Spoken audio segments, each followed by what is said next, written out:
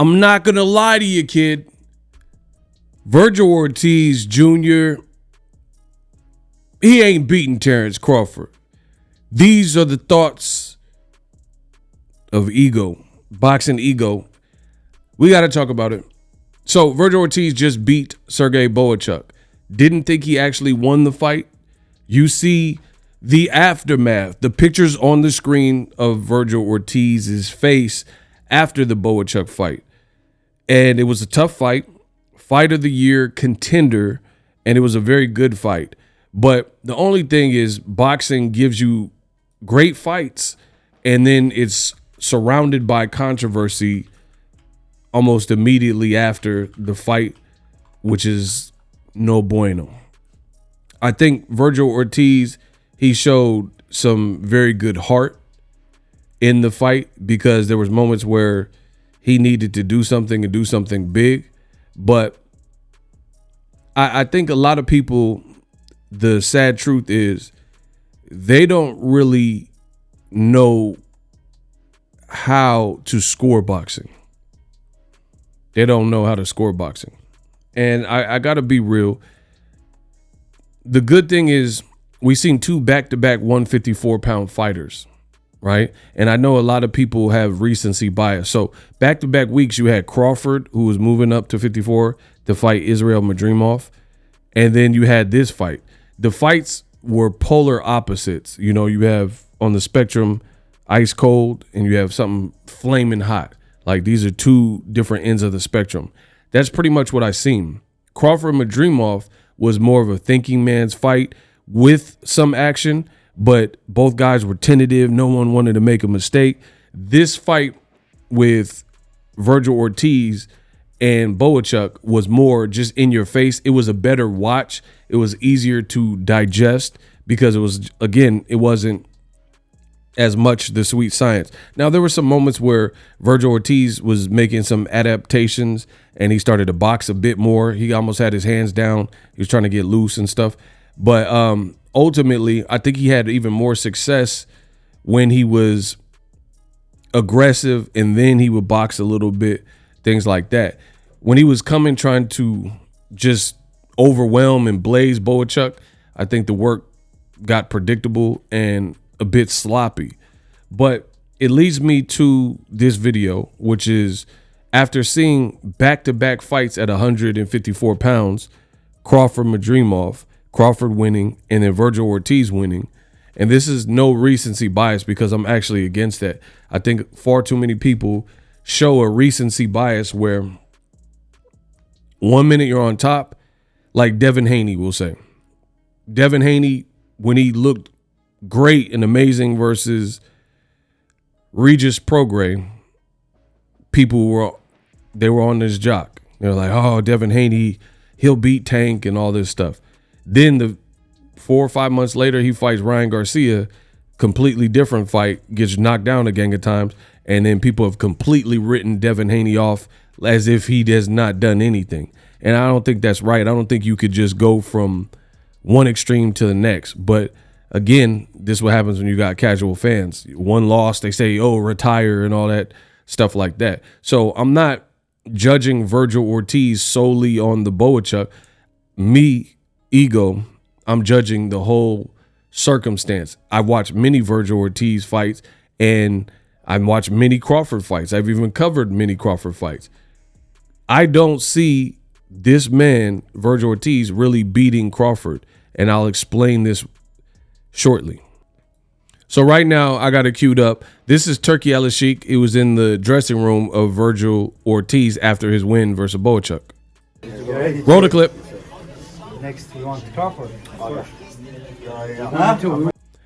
Turkey says next we want Crawford. And then Vergil Ortiz daps him up and says you already know. And Robert Garcia says we want him too. Next we want Crawford. We want it too. Yeah, we want it. Of course. Yeah, we want it. I come for this deal. That's right. I come for this deal, Turkey says. Yeah. Nice. Beautiful. Nice. Dr. Akan, Zelle. How are you guys? I don't know what he said. Turkey, Vergil's dad. Yeah, I don't know what the rest was, but he said, I come for this deal. We want Crawford. We need now the Mexican fighters. That's right. Because we don't want the UFC now anymore. All the youngest generation going to MMA. We want coming back to boxing. That's right. Tonight a star is born. Yes, it A is. big star. Yeah, We appreciate you coming. yeah. Thank you. Appreciate it. Thank you very much. Good luck. Thank you. So that was Turkey Aliskey. He was saying that he was also on the broadcast, and he says that he wants to make the matchup. So he made his intentions clear.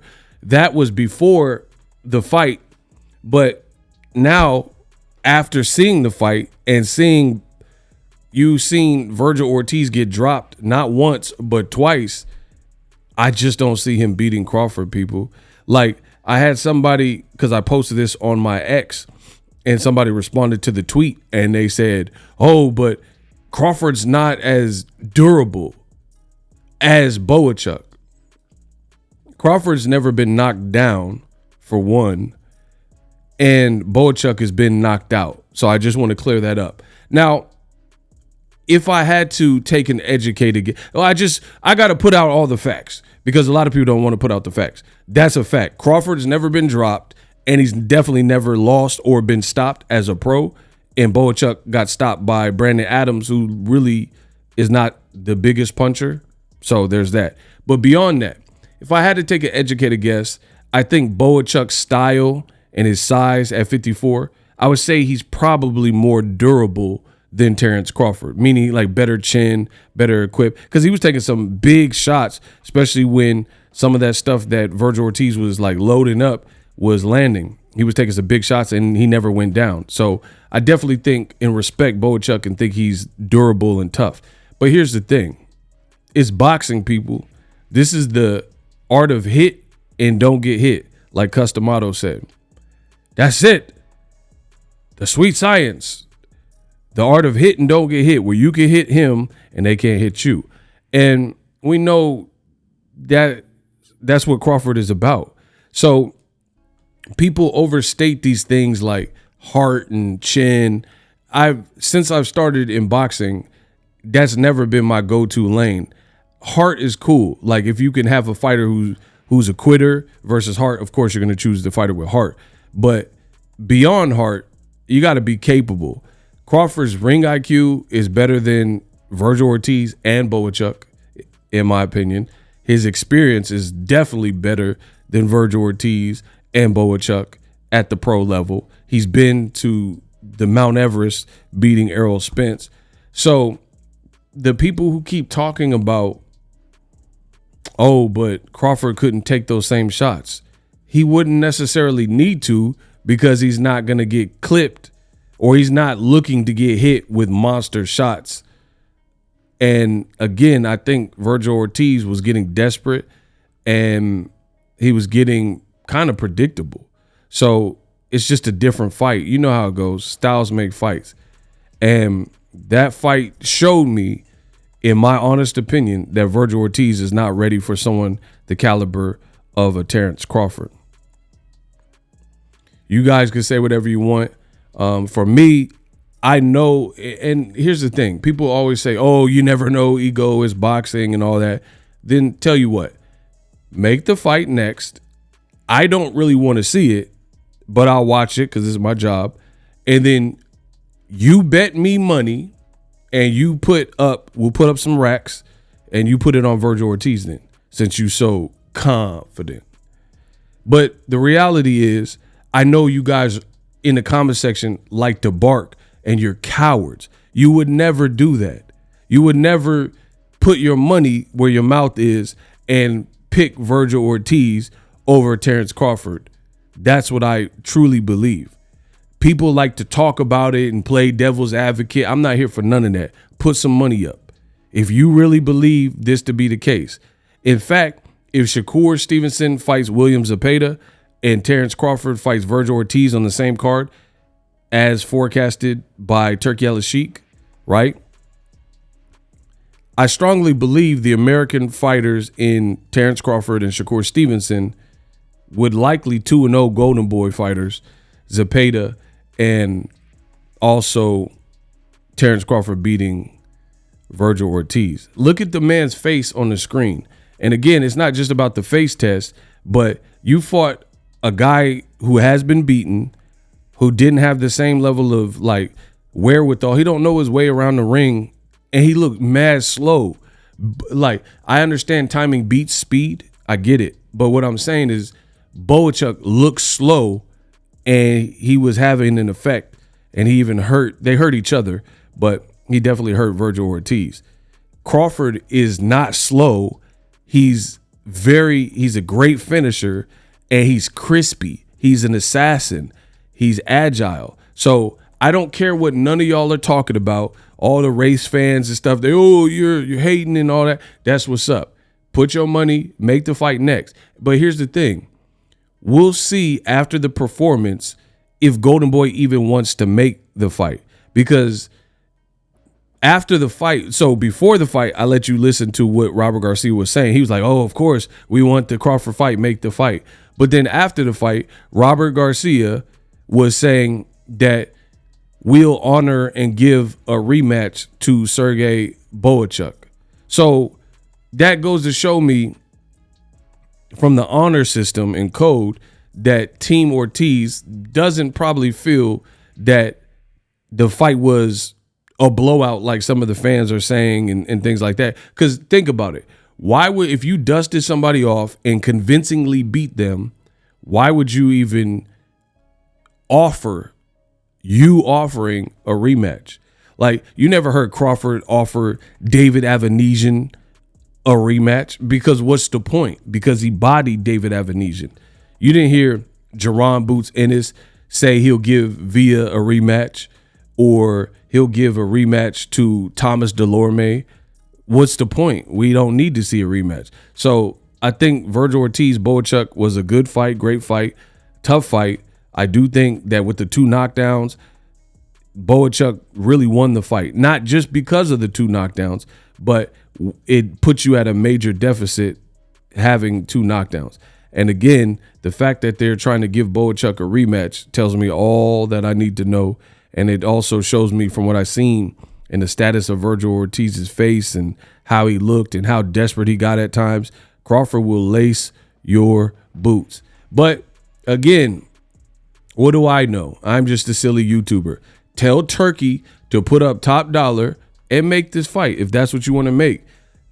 My opinions, notice my opinion is not changed. I'm telling you what it is. Crawford versus Boots is the fight to make. Turkey wants to make Crawford versus Canelo at 68. Literally makes no sense given the contrast and the gap in the weights. Doesn't make any sense. That's a reach.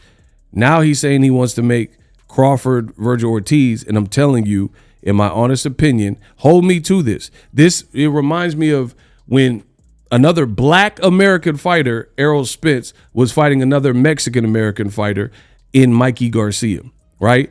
And the whole world of boxing was in the comment section saying, I didn't know boxing, and oh, you're just pro Errol, and Mikey sees something, I see something, and all that. And I'm telling you, just like I told you, Errol Spence, Mikey Garcia, that was an easy fight for me to predict the outcome in the winner.